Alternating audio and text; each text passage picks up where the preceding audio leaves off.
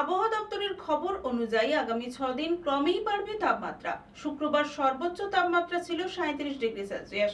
রীতিমতো নাজেহাল অবস্থা মানুষজনের।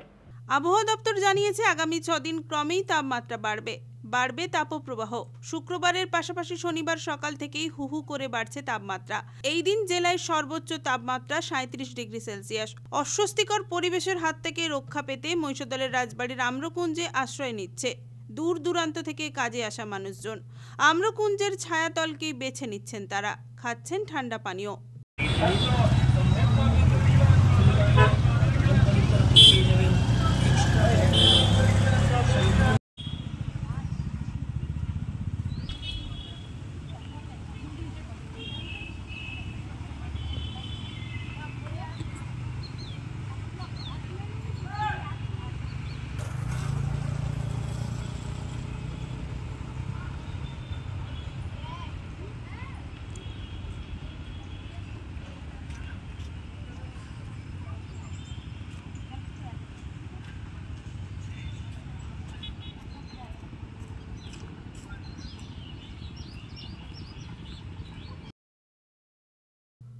রঞ্জন মাইতির রিপোর্ট, খবর PCBS।